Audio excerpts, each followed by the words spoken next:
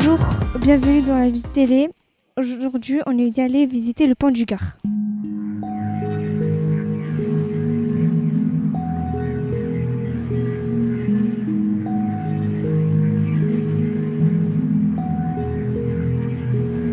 Bonjour, merci d'être avec nous. Qui êtes-vous? Bonjour, je m'appelle Kadem, c'est mon prénom. Et ici, sur le site du Pont du Gard, je m'occupe en fait de tout ce qui est visite pour les gens qui viennent voir le pont et aussi atelier pour le jeune public, soit lorsqu'il vient en famille ou lorsqu'il vient avec l'école. Et donc, mon travail consiste à créer des activités pour faire comprendre tout ce qu'il y a sur le site et notamment la star du lieu qui est le Pont du Gard. Pourquoi c'est un monument historique? Alors, c'est un monument historique parce qu'il y a un monsieur qui, il y a très longtemps, en 1840, était chargé en France de repérer toutes les constructions très anciennes qui étaient en mauvais état. Et ce monsieur, il s'appelle Prosper Mérimée, il a écrit des livres depuis. Et quand il est venu ici, il a vu que le Pont du Gard était envahi par la végétation, qu'il y avait beaucoup de pierres abîmées. Donc il a dit qu'il faut absolument protéger cette construction. Et il l'a inscrit sur une liste qu'on appelle la liste des monuments historiques. Ce qui veut dire que ce monument, pour tous les gens en France, est ce qu'on appelle un bien commun. Il nous appartient un petit peu à nous tous. Et on a absolument l'obligation de le protéger, pour le conserver au mieux, pour qu'on puisse raconter son histoire aujourd'hui, mais encore très très longtemps. C'est ce qu'on appelle le patrimoine. Et pourquoi on a décidé que ce Pont du Gard était un monument historique? Oui, il était en mauvais état, mais il racontait aussi une très très vieille histoire, une histoire qui date de l'Antiquité, d'il y a 2000 ans. Kadem, à quoi servait le pont du Gard?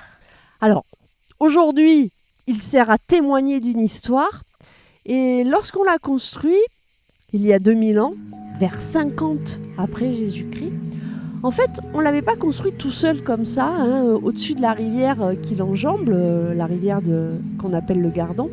Il faisait partie d'une plus grande construction qu'on appelle un aqueduc. Un aqueduc, ça sert à transporter de l'eau. Ça vient de deux mots latins, aqua, qui veut dire eau, et ducere, qui veut dire conduire. Donc un aqueduc, ça conduit l'eau. Et cet aqueduc conduisait de l'eau au pied de la ville d'Uzès jusqu'à la cité de Nîmes sur un parcours de 50 km. Et sur ce parcours de 50 km, tout n'était pas absolument rectiligne. Il y avait des creux à traverser, à franchir, et un des creux importants, c'est là où passe la rivière le Gardon. Et donc pour porter l'aqueduc, le tuyau d'eau en somme, eh bien on a construit le Pont du Gard à 50 mètres de hauteur pour porter un morceau de tuyau finalement au-dessus de la vallée du Gardon.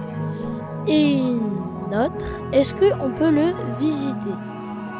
Absolument, et ça nous tient beaucoup à cœur parce que, au-delà de ce que je vous ai dit tout à l'heure, le Pont du Gard, c'est un monument historique qui nous appartient en France à chacun, mais c'est aussi, depuis 1985, un patrimoine mondial de l'humanité. Ça veut dire qu'on a envie de le partager avec le plus grand nombre sur la Terre. On souhaite partager son histoire. Et avec quel objectif? Parce qu'on dit que quand on connaît mieux nos cultures, ça favorise la paix entre les peuples, et ça, c'est quand même un beau message. Donc, on veut le faire visiter au plus grand nombre, et on organise justement donc des visites ou des ateliers, comme je vous disais tout à l'heure, ce qu'on appelle de la médiation culturelle, pour accueillir les gens et leur expliquer justement cette grande et belle histoire.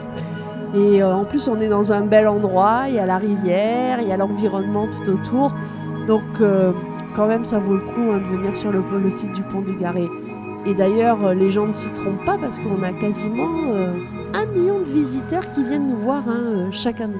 Kadem, Merci d'avoir été avec nous. Eh bien, plaisir partagé et merci d'avoir fait l'honneur de votre visite aujourd'hui. C'était un vrai plaisir. Cinéma de Jugar. Bonjour, bienvenue au Café des Meeples. Aujourd'hui, on va jouer à Praise Another Day. qui est un jeu de choix et de bluff. On choisit une carte parmi les 5 et on la met devant soi, face cachée. On va appeler les cartes les unes après les autres. Et si un joueur révèle une carte tout seul, il va pouvoir chasser la carte juste après. Si notre carte est appelée, on est éliminé. Chaque manche se joue en 3 tours. À l'issue de la fin de la manche, 2 possibilités. Soit un joueur est tout seul et il va gagner, 2 champignons, ou plusieurs joueurs sont toujours en lice et ils vont gagner. un champignon. Puis on va compter parmi les cartes qu'ils ont jouées celui qui a une plus grande valeur, et celui qui a la plus grande valeur gagnera. Un champignon.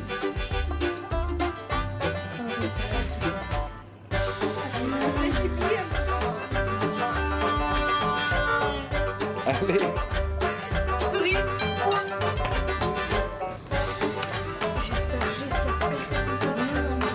Voilà. C'est bon, tout le monde a choisi? Somme? Le lynx? Ok. Et ben là t'as gagné. Ah. Ça fait 2.